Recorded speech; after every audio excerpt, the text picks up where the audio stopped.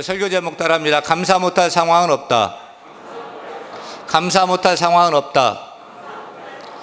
여러분 묻습니다. 감사 못할 상황은 있다 없다? 없다. 오늘 메시지는 간단합니다. 우리 예수 믿는 신앙인이 어떻게 살아야 할 것인가? 감사하며 살아야 될 줄 믿습니다. 항상 감사, 범사에 감사, 어떤 상황이 있어도 감사하며 살아야 할 줄로 믿습니다. 남들은 감사 못할 상황이라고 하지만 우리는 감사합니다, 고맙습니다, 감사하면서 어려운 고난도 이겨내야 될 줄로 믿습니다. 그 사람 믿음이 좋은지 아닌지 어떻게 알 수 있을까요? 그 입술을 보면 됩니다. 그 입술에 감사가 있는지 없는지를 보면 알 수 있어요. 그분이 진정 거듭난 신자인지, 정말 하나님 기뻐하시는 사람인지 어떻게 알 수 있어요? 말씀대로 사는 말씀의 사람인지 어떻게 알 수 있어요? 그 입술에 감사가 있는지 없는지를 보면 알 수가 있습니다. 그러니까 감사하는 사람이 믿음 좋은 성도고요, 감사하는 사람이 말씀대로 사는 성도이고, 감사하는 성도가 하나님이 기뻐하시는 성도이고, 감사하는 성도가 인생을 행복하게 사는 성도인 줄로 믿습니다. 따라합니다. 감사의 수준이 신앙의 수준이고, 감사의 수준이 인격의 수준이고, 감사의 수준이 행복의 수준이다. 따라서 우리는 감사가 바닥이 아니라 감사가 넘쳐야 될 줄로 믿습니다. 어떤 상황에서 감사를 넘치게 살아가는 감사하면 다 되기를 간절히 축원합니다. 축원합니다. 우리가 성경을 읽다 보면 수많은 인물들을 만나죠. 거기에는 우리가 만나고 싶은 사람도 있고 또 만나기 싫은 사람도 있어요. 먼저 여러분, 성경 속의 인물 중에 만나기 싫은 사람 누굽니까? 배신자 가룟 유다요? 그 악한 왕 아합 왕이요? 저는 성경의 인물 중에 만나기 싫은 사람 중에 하나가 욥이에요. 왜냐하면 욥을 만나면 욥이 당한 그 고난과 그 고통을 지켜보자면 지켜보는 저도 막 힘들 것 같아요.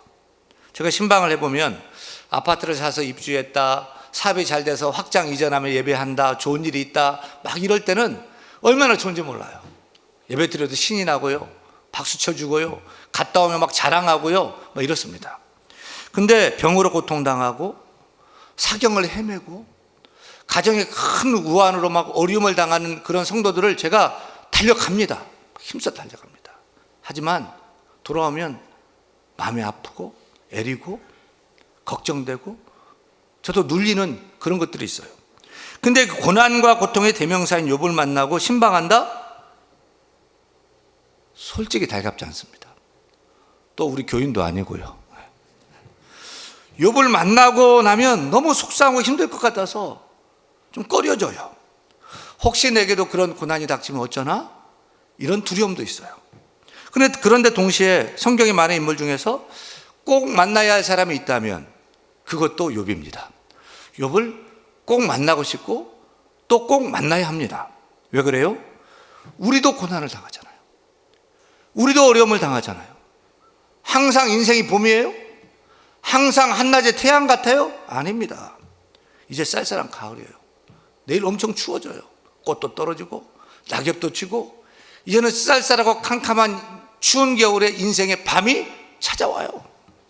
항상 푸른 초장 잔잔한 물가가 아니에요. 사망의 음침한 골짜기를 걸을 수도 있어요. 그때 욥기를 읽어보세요. 그때 욥을 만나야 돼요. 욥기에는 다 들어있습니다. 고난의 문제, 질병의 문제, 부부 문제, 자녀 문제, 친구 문제, 물질 문제, 신앙 문제, 모든 인생의 문제가 욥기에 다 들어있고 그 해답도 욥기에 다 있습니다. 그래서 욥기를 읽고 욥을 만나면 지혜를 얻을 수가 있습니다. 인내를 배울 수가 있습니다. 위로를 얻고 소망을 얻고 힘과 용기를 가질 수가 있습니다. 정금 같은 믿음, 참된 믿음을 가질 수가 있습니다. 진정한 신앙인, 진정한 축복의 주인공이 될 수 있습니다. 그래서 영국의 셰익스피어 이후에 최고의 극작가라고 하는 노벨 문학상을 받았던 버나드 쇼는 세계의 모든 책이 다 불타고 다 없어진다 해도 꼭 남아 있어야 할 한 권의 책이 있다면 그것은 성경의 욥기다 라고 말했습니다. 여러분, 욥은 어떤 사람이에요? 욥은 부자였어요. 먼저 믿음의 부자였어요. 하나님을 경외하는 믿음이 얼마나 큰지 몰랐어요. 그래서 하나님이 사탄에게 욥을 이렇게 소개를 하는 거예요. 네가 내 종 욥을 주위에 보았느냐? 그와 같이 온전하고 정직하고 하나님을 경외하며 악을 떠난 자는 세상에 없느니라며 욥의 신앙생활을 사탄에게 자랑하면서 막 칭찬을 했던 거예요. 사랑하는 여러분, 저와 여러분도 하나님께 이렇게 인정받고 칭찬받을 수 있기를 바랍니다. 하나님이 여러분을 소개할 때 내 종 아무개를 유의해 봤느냐? 그와 같이 온전하고 그와 같이 정직하고 그와 같이 하나님을 경외하고 악에서 떠난 자는 세상에 없느니라며 하나님이 기뻐 자랑하는 주인공이 여러분 되기를 축원합니다. 또한 욥은요, 자식 부자였어요. 아들이 7, 줄줄이 7이요.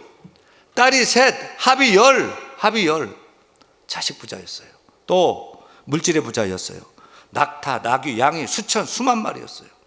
관리하는 종도 많았고요. 또 짐승들을 키우는 땅이 얼마나 넓었겠어요. 욥은 믿음의 부자, 자식 부자, 물질 부자, 땅 부자, 큰 부자였어요. 그런데 완벽했던 그에게 고난이 닥쳤습니다. 13절에 보면 하루는 이라고 시작하죠. 그리고 15절에 보면 갑자기로 바뀝니다. 어느 때와 다름없는 하루였는데 갑자기. 여기서 우리가 무엇을 생각하게 됩니까? 인생의 고난과 불행은 예측할 수 있다 없다? 없다. 어느 날 갑자기 찾아온다는 거예요. 코로나 전염병 보세요. 어느 날 갑자기 찾아왔잖아요. 누가 예측할 수 있었어요? 누가 암이 찾아올 것을 예측했어요? 누가 사고당할 줄 알았어요? 인생의 고난과 불행은 예측할 수 없습니다. 도적처럼 찾아온 것입니다. 욥도 어느 날 갑자기 도적처럼 재앙을 만났어요. 그것도 한꺼번에 당했어요. 하루아침에 그 많던 짐승 종들이 다 죽었어요. 알거지가 됐어요. 그리고 10명의 자식도 한꺼번에 다 죽었어요. 아들 하나만 죽어도 감당 못하는데 10자녀가 하루아침에 다 죽었어요. 게다가 욥의 몸에 병이 들었어요. 너무 고통스러워 기왓장으로 긁어도 해결되지 않았어요. 그러자 아내가 악처로 돌변합니다. 욥을 저주하고 욕하고 퍼붓습니다. 옆에 있어야 할 옆에 내가 욥을 버리고 집을 뛰쳐나가 버렸어요. 그런데 욥은 하루아침에 한꺼번에 갑자기 당한 이 재앙에 대해서 어떻게 반응했습니까? 그 많던 재산 잃었고 10자녀가 죽었고 몸 병들었고 기쁠 때나 슬플 때나 건강하나 병들거나 부유하거나 가난하게 되는 모든 경우에도 이 남자만 사랑하고 존중히 여기고 도와주고 보호하며 진실한 아내로서 죽음이 갈라놓을 때까지 함께 하겠다고 서약한 아내가 욥을 욕하고 저주하고 떠나버린 상황 앞에서 욥은 어떻게 했습니까? 우리는 어떻게 어느 날 갑자기 만난 고난 앞에서 어떻게 해야 할까요? 이런 감당할 수 없는 상황 앞에서 욥은 낙심했고 하나님 떠났습니까? 하나님 원망했습니까? 자신을 저주하고 포기했습니까? 아닙니다. 20절 읽습니다. 20절 욥이 일어나 겉옷을 찢고 머리털을 밀고 땅에 엎드려 예배합니다. 엄청난 고난을 당한 욥의 한 행동에 주의해 봐야 돼요. 욥은 낙심하고 인생을 포기하고 주저앉아 버렸어요? 죽은 자식 따라 자기도 죽겠다고 했어요? 아니에요. 먼저 욥은 일어나. 주저앉지 않고 욥은 일어섰어요. 그 다음에 욥은 자신이 감당할 수 없는 고통 중에 있는 슬픔을 표현하면서 겉옷을 찢고 머리털을 팍팍 밀었어요. 당시 사람들의 고통을 표현하는 모습이에요. 하나님은 우리에게 감정을 주셨습니다. 희노애락의 감정을 주셨습니다. 여러분, 좋은 일이 있으면 활짝 웃으세요. 억울한 일 당하면 화도 내야지요. 슬픈 일을 당하면 애통에 울고요. 기쁜 일에는 웃고 즐거워할 수 있기를 바랍니다. 우리가 슬픈 일을 당했을 때 슬픔을 표현하는 것이 결코 잘못된 것이 아니라는 사실을 기억해야 돼요. 믿음 좋은 아브라함도 사랑하는 아내 사라가 죽었을 때 울었어요. 우리 예수님도 사랑하는 제자 나사로가 죽었을 때 무덤 앞에서 슬피 울며 눈물을 흘리셨어요. 따라서 슬픈 일을 당할 때 눈물을 흘리며 우는 것은 건강한 것입니다. 다만 안 믿는 사람처럼 아무 소망이 없는 것처럼 다 끝난 것처럼 무너진다면 문제가 있죠. 하지만 평생을 함께했던 사람이 떠나게 될 때 그리워하면서 울 수 있습니다. 건강한 모습이에요. 남자가 훌쩍훌쩍 울고 있으면 야, 남자는 우는 거 아니야? 하면서 그 다음에 나오는 말이 뭐예요? 남자는 세 번만 우는 거야. 태어날 때 울고, 부모님 죽었을 때 울고, 나라가 망했을 때 우는 거야 라고 말하는데 맞는 말이에요? 땡입니다. 하루에 하품을 3번만 해도 눈물이 3번 납니다. 저는 기도하다가 눈물을 흘리고 찬양하다가 막 복받쳐서 눈물이 날 때가 있고, 뻔한 드라마인데 그걸 보면서 눈물을 질질 흘려요. 갱년기라 그런가요? 여러분의 눈에 눈물이 마르지 않는 축복이 있기를 축원합니다. 근데 그 중요한 것은 거기서 끝나면 안 되죠. 그 다음에 중요하죠. 욥은 일어나 겉옷을 찢고 머리털을 밀고 그 다음에 하나님께 엎드려 예배했습니다. 사랑하는 여러분, 최고의 감사는 무엇입니까? 하나님께 예배하는 것입니다. 하나님께 예배하는 것입니다.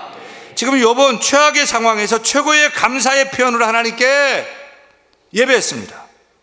감사, 히브리어로 야단데 그 뜻은 손을 뻗다예요. 손 뻗어보세요. 감사의 뜻은 따라합니다. 예배하다, 경배하다, 인정하다, 찬양하다, 이런 뜻이에요. 그러니까 하나님께 예배하는 것이 인간이 할 수 있는 최고의 감사고, 손을 뻗어 높이 들고 찬양하는 것이 우리가 할 수 있는 최고의 감사인 것입니다.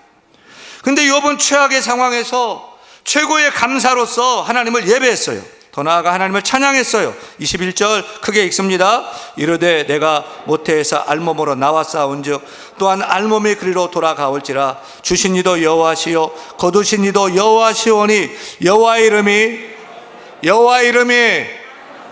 이름이 찬송을 받으실지어다. 찬송이 무엇입니까? 하나님께 감사를 우리가 무엇으로 표현하죠? 주의 이름을 높여 찬양함으로 감사를 표현합니다. 저는 여러분의 입술에 찬송이 그치지 않기를 소원합니다. 내 입에서 찬양이 계속 나온다. 무슨 사인이죠? 내 안에 성령께서 함께 하신다는 사인이죠. 하나님이 함께 하신다는 사인이죠. 너무 좋아서 흥얼흥얼 거리면서 찬양하게 되는 것입니다. 여러분, 심령에 감사가 넘쳐서 찬양이 그치지 않기를 축원합니다. 따라합니다. 찬송이 최고의 감사이다. 믿으시면 아멘. 진정한 찬송은 찬송할 수 없는 상황에서 찬송하는 것입니다. 진정한 예배도 예배할 수 없는 상황에서 예배하는 것이고, 진정한 감사도 감사할 수 없는 상황에서 감사하는 것입니다.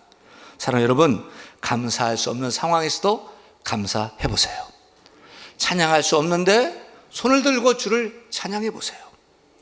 더 나아가 예배할 수 없는 상황에서 엎드려 간절히 주의 얼굴 구하며 예배하는 성도가 되기를 축원합니다. 이런 욥을 볼 때 감사 못할 상황은 있다 없다? 없다. 믿음의 신앙에는 감사 못할 상황이 없습니다. 이렇게 욥은 최악의 상황에서 최고의 감사를 드렸어요. 그랬더니 하나님께서 기뻐서 최고의 축복을 부어주셔요. 최악의 상황에서 최고의 감사를 드린 욥에게 주신 하나님의 축복은 갑절의 축복이었습니다. 곱배기의 축복이었습니다. 전에도 많이 받았지만 물질의 갑절로 곱배기로 부어 주셨어요. 또 자녀를 잃은 슬픔은 평생 안고 갔겠지만 하나님은 또다시 욥에게 아들 7, 딸 3을 얻는 기쁨과 축복을 허락해 주셨습니다. 그리고 마누라도 갑절로 주셨을까요? 그건 아니고요. 집 나간 아내가 돌아와서 갑절로 선하고 갑절로 착하고 갑절로 사랑스러운 아내로 변화되어 들어온 것입니다. 그런데 최악의 상황에서 최고의 감사를 드린 욥에게 하나님 주신 최고의 축복은 물질에 대한 갑절의 축복이 아닙니다. 욥이 받은 최고의 축복은 하나님을 만나는 축복을 받은 것입니다. 다 같이 욥기 42장 5절 읽겠습니다. 내가 주께 대하여 귀로 듣기만 하였사오나 이제는 눈으로 주를 배웁나이다. 사랑하는 여러분, 욥은 고난 속에서 하나님을 체험했어요.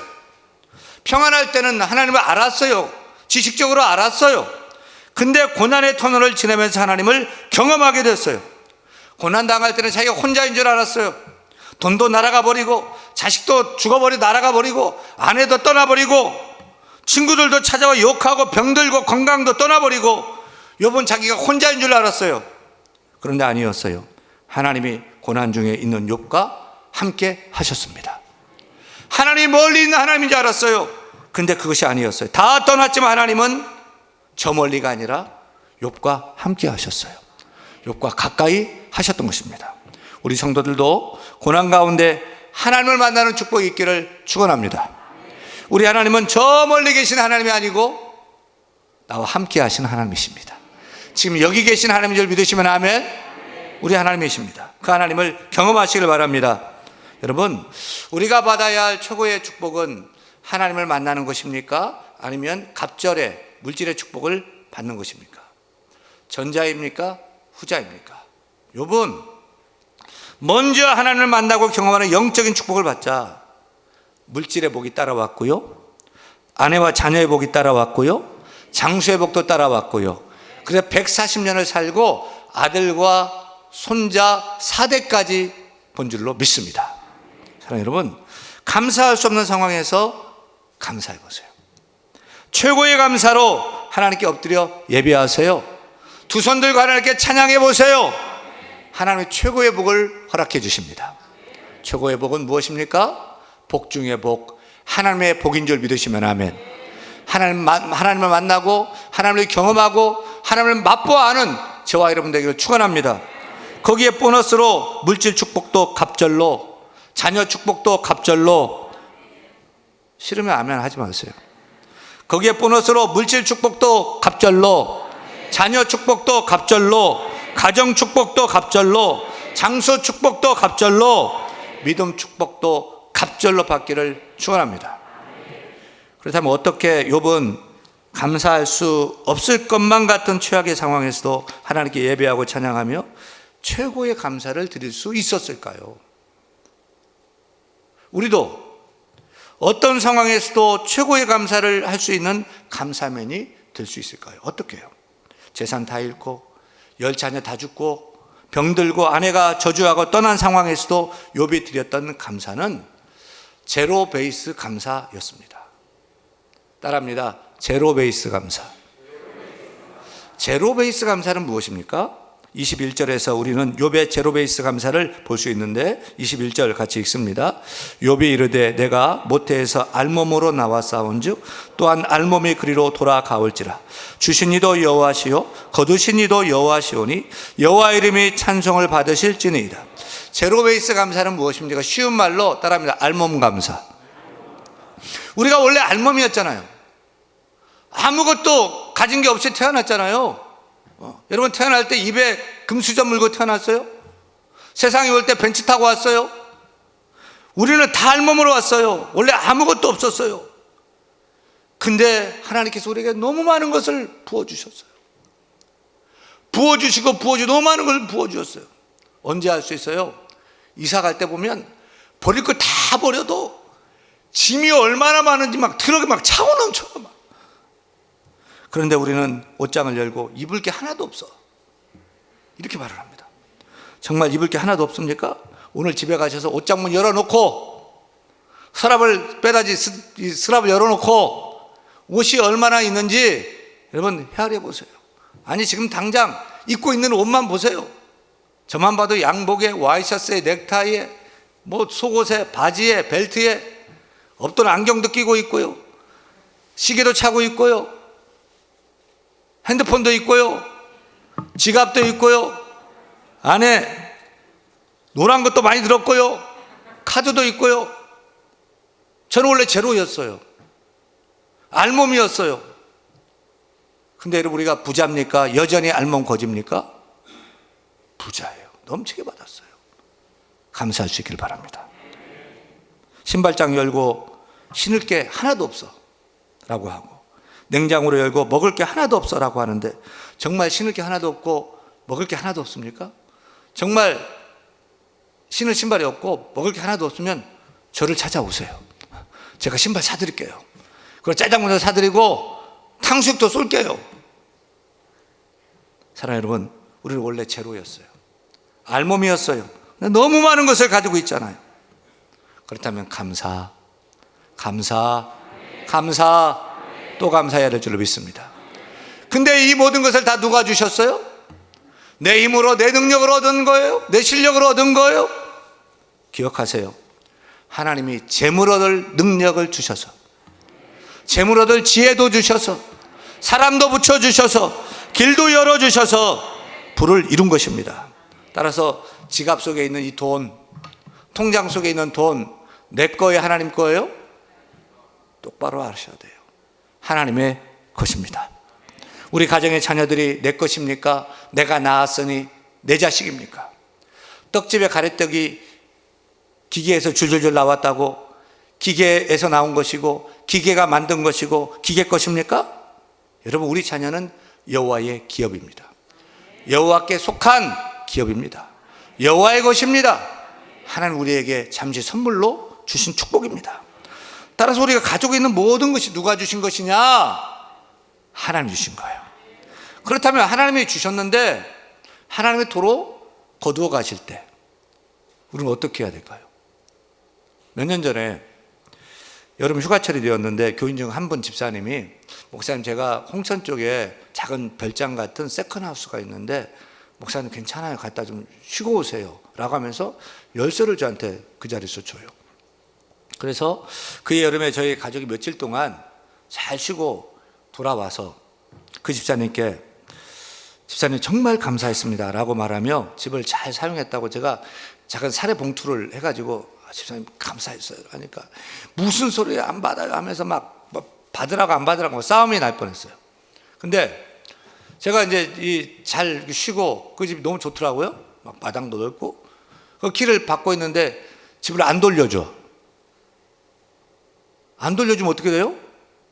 수갑 차죠. 도둑놈이죠. 여러분, 하나님이 주실 때 우리가 감사하고 하나님이 가져가시면 우리가 원망불평해야 됩니까? 아니죠. 다시 가져가셔도 그동안 잘 썼습니다, 하나님 감사합니다, 고맙습니다 라고 감사해야 될 줄 믿습니다. 당연히 감사해야 되죠. 따라서 우리가 하나님이 모든 것의 주인 되셨다, 모든 것의 주인 되신 분이다 라는 사실을 알 때 모든 상황에서 감사할 수 있게 될 줄로 믿습니다. 하나님 주셨다가 가져가도 그동안 잘 사용 잘했으니까 하나님 감사합니다 라고 말할 수 있게 될 줄로 믿습니다. 근데 하나님 우리에게 더 많은 것을 부어주시고 또 부어주셨어요. 우리는 알몸이었는데 이렇게 좋은 옷도 주시고 굶어 죽지 않도록 날마다 먹을 것 주셔가지고 살이 쪄가지고 어떻게 다이어트 할까 염려할 정도로 풍성하게 부어주셨어요. 럭셔리 아파트는 아니어도 살 수 있는 집도 주셨고 차도 주셨고 사랑하는 남편도 아내도 자녀도 주셨어요. 게다가 손주가 있는 분들은 보너스 자녀 받았으니 더 감사해야 될 줄로 믿습니다. 또 건강도 주셨어요. 병들어서도 아직 살아있고 생명이 있다면 감사해야 될 줄로 믿습니다. 무엇보다 빼앗기지 않는 예수 믿는 믿음 주심에 감사한 우리 모두가 되기를 축원합니다. 우리도 욥처럼 감사하십시다. 감사 못할 상황은 없습니다. 어떤 상황에서도 주를 높이며 예배하고 찬양하며 감사하는 저와 여러분 되기를 축원합니다.